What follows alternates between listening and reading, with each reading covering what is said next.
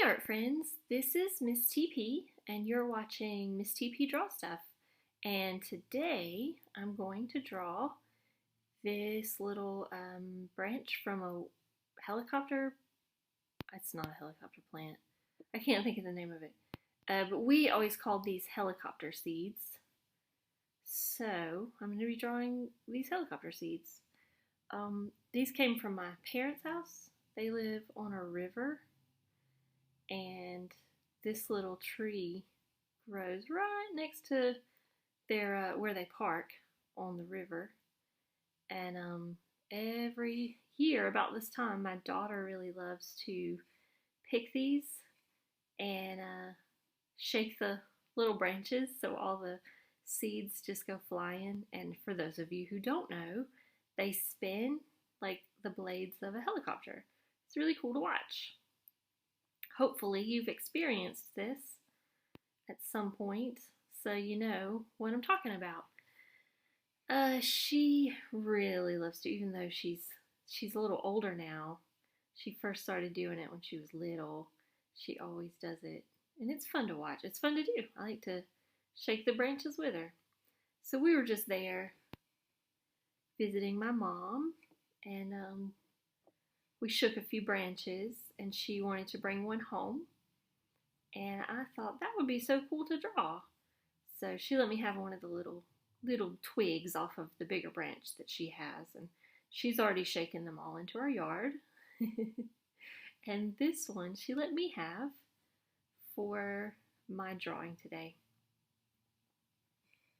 I've noticed that a lot of my art is about sort of those moments of joy in childhood that you never forget. They're so significant. So I think this drawing isn't just about, oh, cool, helicopter seeds look cool. It's about, oh yeah, that was something that was so fun and meaningful for me as a child. So the sketch has like a little significance outside of just being a fun sketch. It's nice when you can sketch something not as a finished artwork, but as something just for fun, but that it also sort of has this deeper meaning.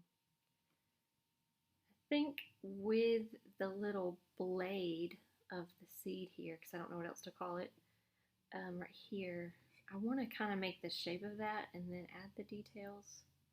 I notice, like if I'm measuring with my pencil, it's just about 2 seeds long. So yeah, I got that almost right. Maybe there. Should be the end of it. And now I can add the little curves here that make it sort of interesting. A little bit bigger.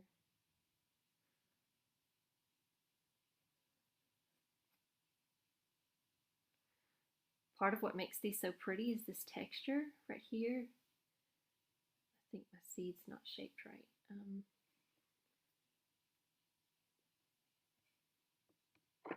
It's more like this, and then it has like a bit of visual weight right there, but that part comes down to there. Yeah, what makes it so beautiful is this texture.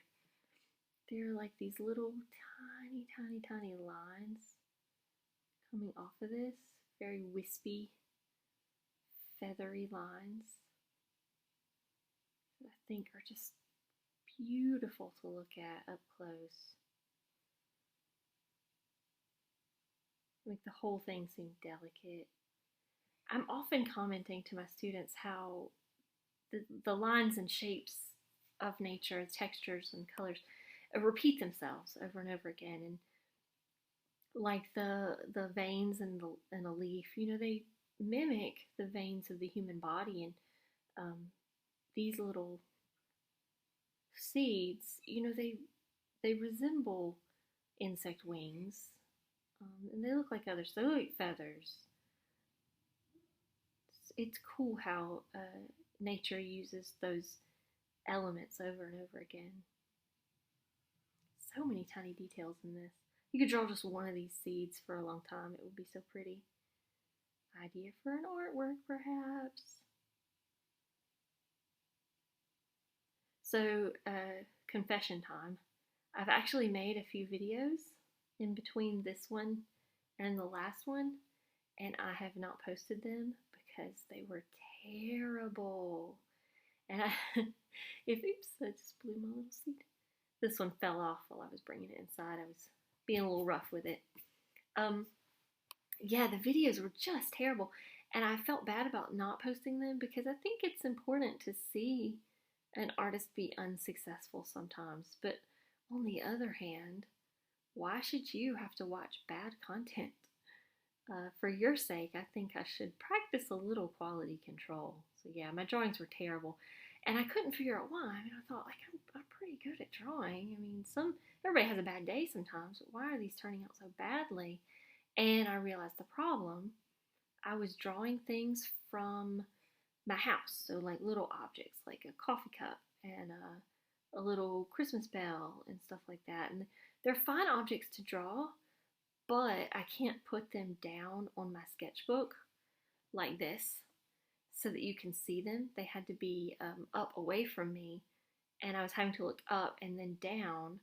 And with the camera set up and the talking that I'm doing and everything, it was kind of too much to manage. And so I couldn't give my drawings all the attention they needed to be successful.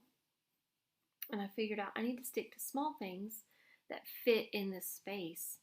And then you can actually see what I'm drawing too. And I think that's important. So for now, at least, I'm going to stick to small things, probably from nature.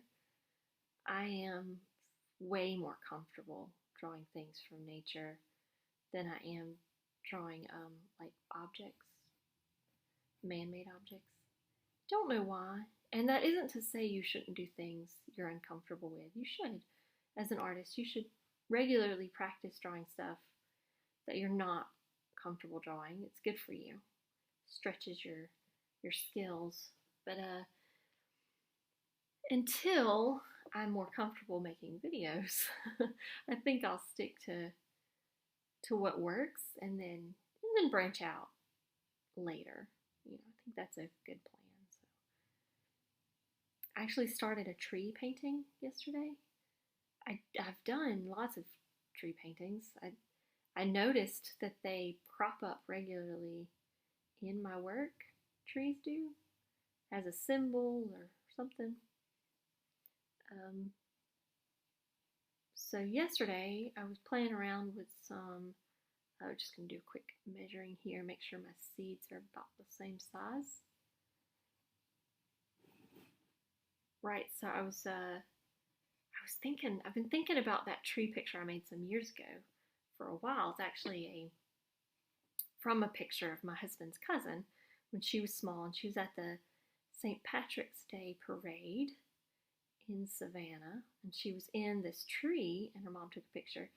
And it was just such a cool picture, and I asked for permission to use it in an artwork, and it did. She very graciously gave me permission to use the picture.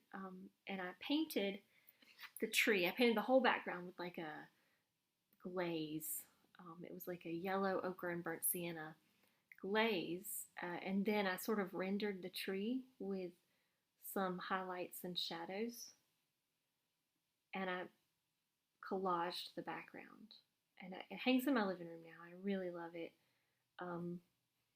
I have put it up for sale for a couple times for a couple shows, but it's never sold, and I'm actually glad because I really like it and I'd like to keep it. It's one of those pieces that I would sell it, but I'm really glad that so far no one's bought it because I do like it. And I've been thinking about that piece a lot and how it'd be nice to make more works like that. I like the texture of the tree rendered really simply with like just the glaze, and then the collaged background is so interesting, and then the cousin is painted in the tree. It looks cool too. I might do that part a little differently if I did it again, but it's cool, and I've wanted to remake it. So Yesterday, I went out in my backyard and I took a picture of a magnolia tree from below the tree, kind of looking up at it at an angle. And I thought, I'm going to figure out how to put this in a composition. So I made a few sketches, a few thumbnail sketches to see what I might do. And I came up with a concept. I'm not going to share it yet because I might show it to you later. It'll be fun to like unveil it. It's the same size, roughly. But I did start painting it. I glazed the whole background, this time with a really dark purple, and it's looking kind of black actually, rather than a warm sort of orangey brown. It's like a pearly black gray tree trunk. And I don't dislike it. It's going to have some pretty brightly colored leaves on it when I'm finished. So I think it'll lighten it up. Right now it definitely looks like a Halloween tree.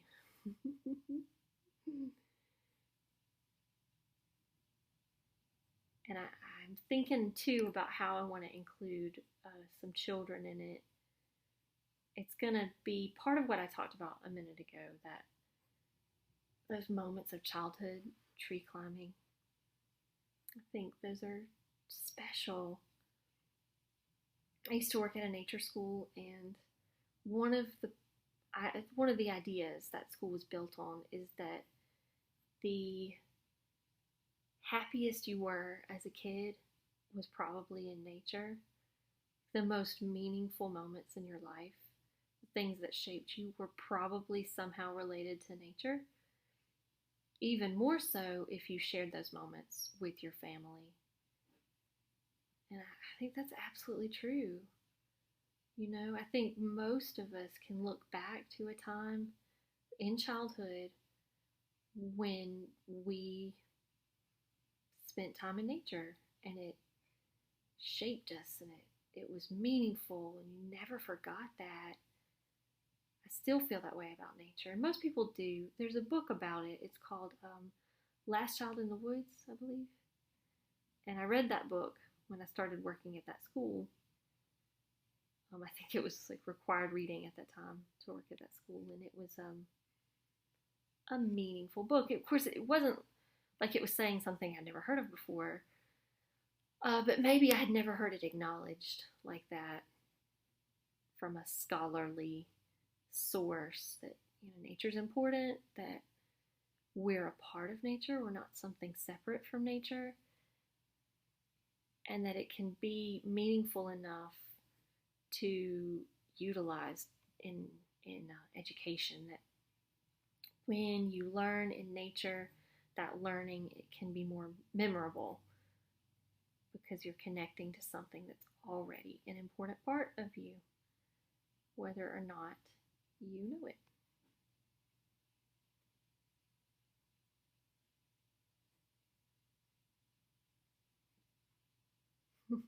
So many delicate pieces to this.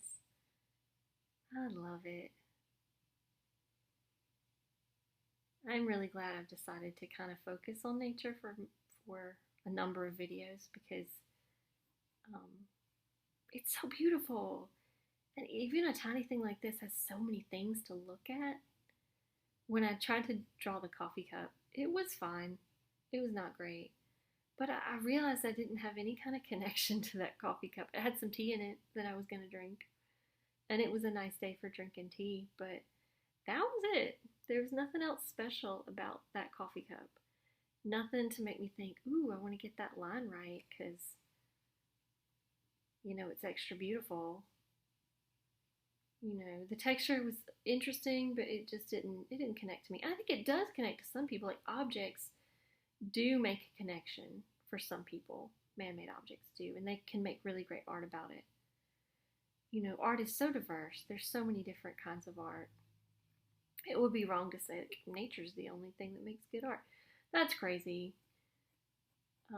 There are really beautiful artworks out there about city life and urban life and industrial life, and I think it has to do with what the artist is passionate about. When you make art about what you know, that art is going to speak from a place of experience. So it has an innate truth because you, the artist, know about it. You understand it.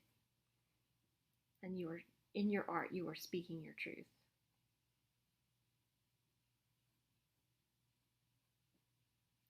I don't always like it when artists say, I want you to interpret my art. It's whatever you want it to be. I just, that never sits well with me. I can't reconcile it in my brain. And I know why they say it. Sometimes as an artist, you make work that's a little bit ambiguous, even to you.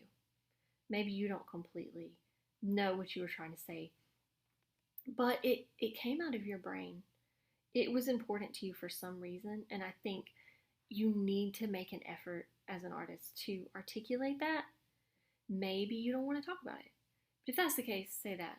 Like, this was very personal, and I don't know that I'm ready to try to explain it, but to be like, no, you just interpret it, make it what you want it to be. I think that is to sort of play down what is your experience. And art, even if it's art for somebody else, you're speaking from your experience, and it needs to be about your experience. So, no, I sort of reject that idea. Um, yeah, everything means something. Even if you're not sure what it means, even if you don't want to talk about what it means something. Of course, I come from the school of communication in art. My degree was in illustration, and it was which is a communication art. So I always think art should communicate. Not everybody feels that way. My view of aesthetics is not the only view of aesthetics. It's just the one that I have. And I'm defending it now, and if yours is different, that's fine. You can even let me know how yours is different, why you disagree with me, or why you agree with me. Discord's important. Being able to talk about our art is important, even if we disagree.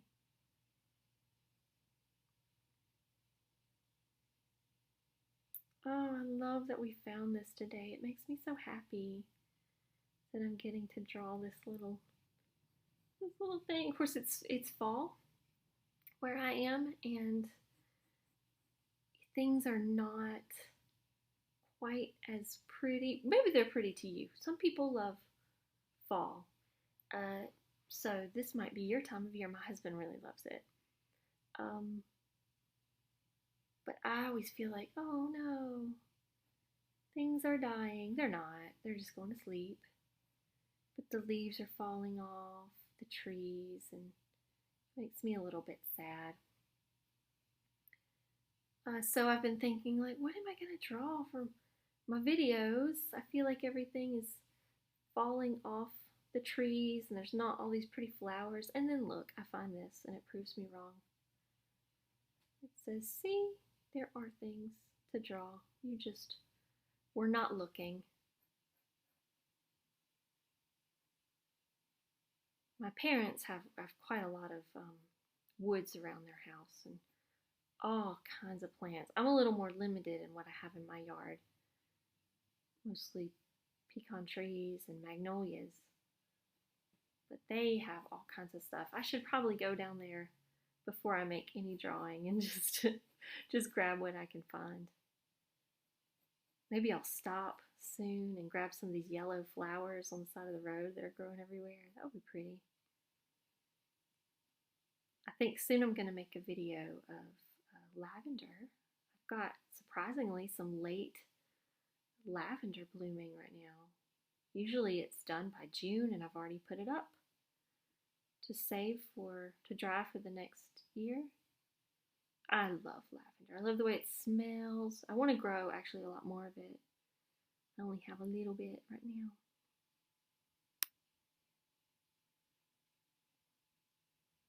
Lavender, I've learned, is in the mint family.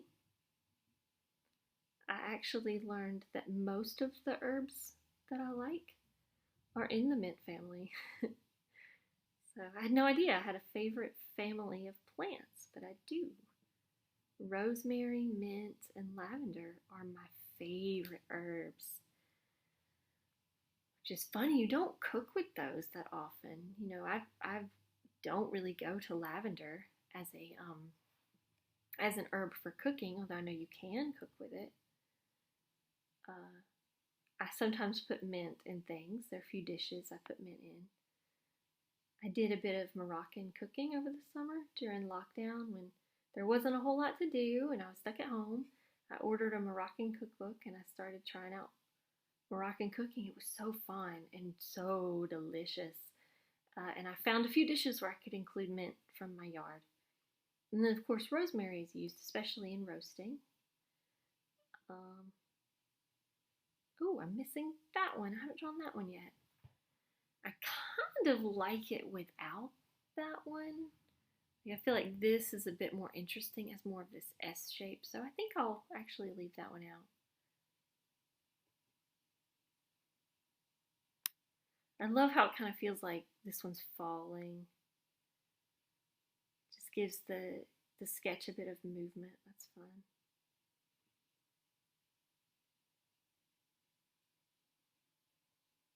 And this didn't really need a lot of shading. I kind of shaded as I went, but it's like a really delicate shading because part of what's making this um, communicate the helicopter seeds is that it's just these little lines, you know. So I don't want to shade too much. This would be pretty in watercolor. I can really see how you could use watercolor well to show the texture on these. I think that's done though. So thanks for joining. We'll see you next time. Bye, friends.